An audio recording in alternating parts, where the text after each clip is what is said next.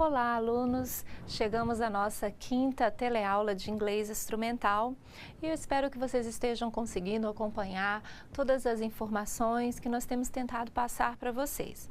A cada 2 aulas eu tenho tentado fazer uma revisão das aulas anteriores para ajudar vocês a fixarem todas as estratégias de leitura que nós temos tentado compartilhar com vocês. Vamos ver a nossa agenda de hoje?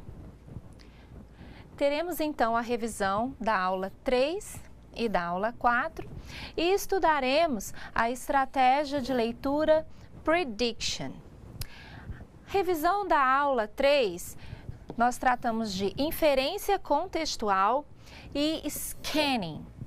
Só para relembrar, então, a inferência contextual é quando nós nos utilizamos do contexto, tudo que está em volta de uma palavra que eu não conheço num texto em língua inglesa. Então, ao me deparar com uma palavra nova, eu vou me utilizar do contexto.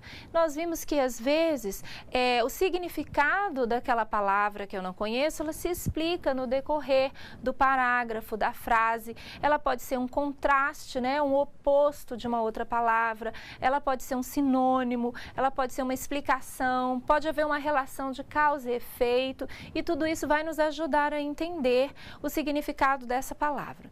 Bem, isso é utilizar a inferência contextual. E o scanning? Scanning é uma estratégia de leitura onde você vai procurar pontos específicos, né, informações específicas no texto. Quando você já leu o texto todo e agora você precisa responder determinadas questões, você não vai reler o texto todo, você já vai diretamente naquela parte do texto onde você vai encontrar a informação que você está procurando, ok? O que mais que a gente viu nas nossas aulas?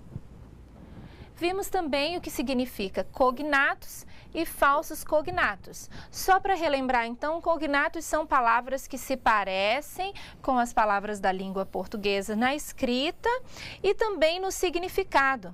E falsos cognatos são palavras que se parecem na escrita, na pronúncia, mas têm significados diferentes.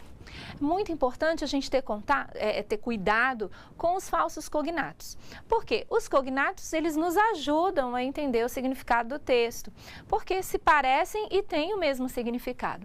Mas os falsos cognatos, eles podem nos confundir e até nos levar ao entendimento errado da frase, né, do parágrafo do texto. Então, é importante que a gente conheça os falsos cognatos. Eu trouxe alguns exemplos na outra aula e hoje mais novos exemplos para vocês, ok?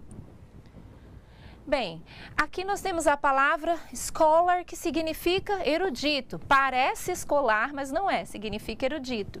Actually, a gente já tinha visto, significa realmente, na verdade, parece atualmente, mas não é. To resume é um verbo, to resume significa recomeçar, parece resumir, mas não é. Lecture, conferência, palestra, parece leitura, mas o significado real é conferência ou palestra.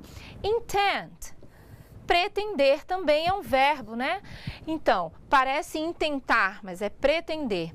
Eventually significa finalmente e não eventualmente, como parece na escrita. Novel. Novel não é novela, significa romance, o gênero literário, né? Quando eu quero dizer que eu estou lendo um romance, eu uso a palavra novel, ok? To push é um verbo e significa empurrar, não significa puxar como parece na escrita. Exit significa saída.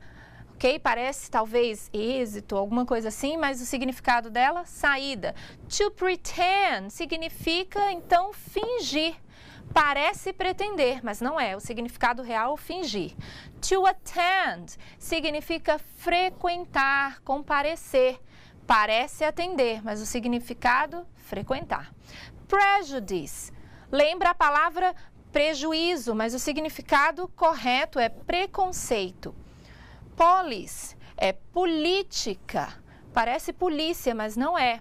Disgust significa nojo, repugnância, parece desgosto, mas o significado, de fato, nojo, repugnância. exquisite. Parece esquisito, né? Mas o significado é belo e perfeito. Então, vejam bem, se eu não conhecer alguns falsos cognatos, eu posso me equivocar no texto. Então, é importante que vocês pesquisem, acessem mais listas, né? Nós temos no nosso ambiente virtual algumas listas, mas você pode fazer outras pesquisas e conhecer outras palavras que são falsos cognatos para não ter nenhum tipo de problema de entendimento no texto. Ok, essa foi a revisão, mas agora nós vamos começar a trabalhar com uma estratégia de leitura que, de uma certa forma, a gente já viu, mas que agora vocês vão aprender, de fato, com o nome correto dela e o que significa. Seria a prediction, que significa predizer. Nós temos, durante as nossas aulas, falado dessas estratégias de leituras e até parece repetitivo, mas é importante que você conheça todas essas dicas para que no momento que você se depare com um texto em língua estrangeira, você se sinta seguro e utilize todas essas estratégias para se sair bem, para compreender bem o texto. Então, vamos para o nosso slide ver o que seria prediction. É tentar descobrir antes de ler o texto, no caso, o assunto sugerido. Como é que eu vou empregar essa estratégia, então? Direcione sua atenção para o título, então vou dar uma olhada no título, e para o formato do texto, que a gente já viu que é o quê? É o layout. Olhe atentamente qualquer figura, ilustração e subtítulos que acompanhem o texto. Imagine palavras que provavelmente aparecerão no texto. Vejamos então, nós temos aqui 3 dicas para você fazer antes de ler um texto. O que você vai ter que responder? O que o título sugere? Você nem leu o texto ainda, mas você já vê o título e pensa, o que ele me sugere? De onde você acha que esse texto foi retirado? Então, você acha que esse texto foi retirado de uma revista, de um jornal, de um livro, de um manual? Isso ajuda muito antes da gente ler. Você acha que esse texto é um texto informativo? Ele é uma correspondência? Ele é um texto literário? Uma poesia, um romance, ele é um texto acadêmico, né? Ele é um texto técnico, te dá explicações de como utilizar alguma coisa, ele é um texto jornalístico, é uma notícia, tem uma manchete. Então, de posse desses conhecimentos, nós vamos então agora para um texto. Antes de começar a ler o texto, eu vou primeiro analisar o título. What's a computer? Eu já me deparo com um cognato, uma palavra que se parece na escrita e tem o mesmo significado, computador. Então, eu já vou pensar o quê? Esse texto vai me falar de computador. Eu aciono, então, todo o meu conhecimento sobre computadores, sobre tecnologia, tudo que eu já li antes, já começo a imaginar que palavras vão aparecer aqui no texto. E aí, sim, eu vou para o texto. A computer, olha aqui, is a programmable machine. É uma máquina programável, that stores and retrieves data, que armazena dados and performs high-speed logical and mathematical operations, né? E ele tem uma velocidade rápida, uma alta velocidade lógica e matemática, em operações matemáticas. However, no entanto, it's not able to think, não é capaz de pensar. It accepts data and instructions. Então, ele aceita o quê? Dados e instruções as input, né? Ele aceita isso como um estímulo. And after processing, then it outputs the results. E depois de processar, ele faz o quê? Ele põe para fora os resultados. When we talk about computer, quando nós falamos sobre computadores, we have to consider the hardware and software. Temos que considerar o hardware e o software, que são palavras que a gente não traduz, né? The hardware consists in all of the electronic and mechanical parts. Então, o hardware consiste na toda a parte eletrônica e mecânica that make up a computer system, que forma o sistema do computador. And the software is the collection of data. É a coleção de todos os dados and programs needed to solve problems with a computer. Então, o software é a coleção de dados e programas necessários para o quê? Para resolver problemas com o computador. Vocês viram quantos cognatos? Quantas palavras fáceis de entender? Muito bem. Então vejam só, quando eu faço uma prediction, as informações que vão me ajudar a pensar sobre o que o texto vai falar são algumas que eu vou colocar para você aqui. Bem, primeiro gostaria de dizer que quando nós lemos um texto e nos deparamos com palavras e expressões novas, a nossa primeira reação é o quê? Tentar descobrir o significado. A partir do quê?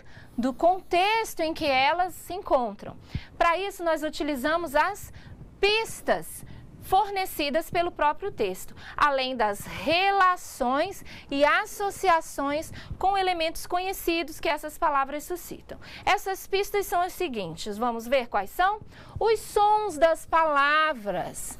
Elas são importantes se os sons são parecidos com as palavras em português, né? Se tem rimas, né? As rimas reforçam a probabilidade de ocorrência de determinada palavra em frases feitas, em provérbios, poemas e canções. Então, através dos sons das palavras, eu posso identificar que gênero de texto eu estou lendo. A morfologia, o que seria a morfologia? É a forma, né? A formação das palavras.